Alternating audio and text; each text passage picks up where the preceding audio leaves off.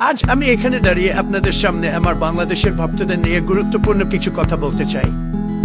আমি জানি আপনাদের অনেকেই ভাবছেন ট্রাম্প বাংলায় কথা বলছে কেন। বন্ধুরা, আমি শুধু বাংলায় কথা বলছি না, আমি বাংলার চেতনা নিয়েও বলছি। কিন্তু কেন বলুন তো?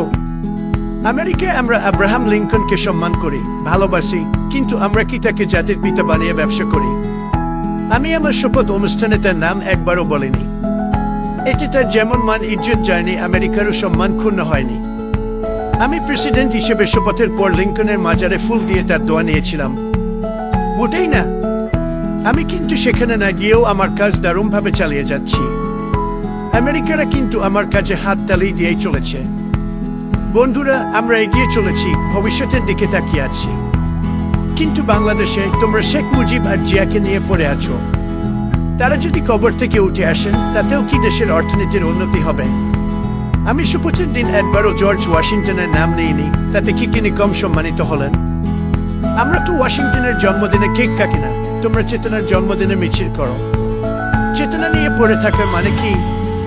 চেতনা কি কোনো নতুন অ্যাপ নাকি, যা আপডেট করতে করতে ব্যাটারির চার্জ ফুরিয়ে যাবে? আমেরিকানরা যদি প্রতিদিন স্বাধীনতা যুদ্ধ নিয়ে পড়ে থাকতো, তাহলে আমরা আজ এত বড় শক্তি হতে পারতাম। আমরা ব্রিটিশদের বিরুদ্ধে রক্তক্ষয়ী যুদ্ধ করেছি, কিন্তু আজ ব্রিটেন আমাদের অন্যতম সেরা বন্ধু। আর তোমরা পাকিস্তান নিয়ে এত বিদ্বেষ কেন? 1971 তো ইতিহাস, 21 সালে এসে এখনো একাত্তর করছো। এটা আমি সারা বিশ্বে কোথাও দেখিনি। উঠতে বসতে শুতে এতবার 71 বলছো যে মনে হয় ইতিহাস বইও ঘুমিয়ে পড়েছে। শেখ মুজিব ও তার কন্যা হাসিনা এই চেতনার ইনজেকশন পুশ করে তোমাদের অচেতন করে নিয়ে দেশটাকে তলাবিহীন জুড়িতে পরিণত করেছে।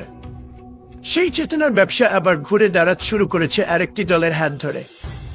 আমার অনুরোধ, চেতনার ব্যবসাকে শেয়ার বাজারে ওপেন করে দাও। ইলন মাস্ককে সাথে নিয়ে আমিও কিছু চেতনার শেয়ার কিনতে চাই। এক পক্ষ বলে মুজিব না থাকলে দেশ শেষ, আরেক পক্ষ বলে বিএনপি না থাকলে গণতন্ত্র শেষ। এই ব্যবসা কতদিন চলবে? চেতনা কি সেরা হিট গান নাকি যে বারবার রিমিক্স হচ্ছে? আর বলো তো, আমরা কি কানাডাকে আমাদের সমুদ্রবন্দর ব্যবহারের অনুমতি দিয়েছি বিনামূল্যে? একদমই না।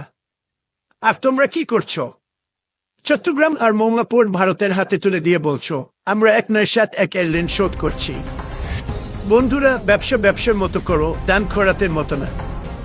শেখ হাসিনা পালিয়ে গেলে চেতনার ব্যবসায় বিফল হয়ে ওই একই চেতনার ব্যবসা এখন যারা করতে চাচ্ছ, তাদের ভবিষ্যৎ কি হবে জান?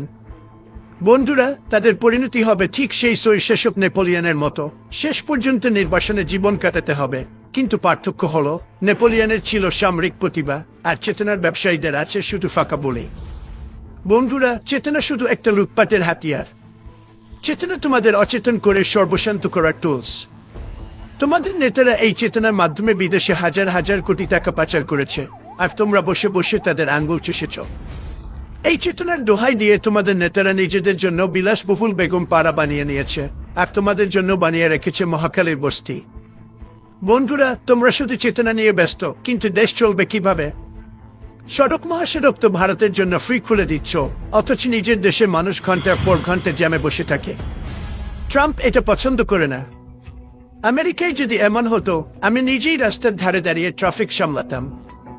তাই আমি বলছি বন্ধুরা, একটু বাস্তব হও। 71কে সম্মান দাও, কিন্তু 2025 নিয়ে ভাবো। আমেরিকা বাংলাদেশকে ভালোবাসে, আমি বাংলাদেশকে ভালোবাসি, কিন্তু আমি চেতনার ব্যবসা ভালোবাসি না। তোমাদের চেতনার দোকানে ডিসকাউন্ট দিলেও আমি কিনব না। ধন্যবাদ।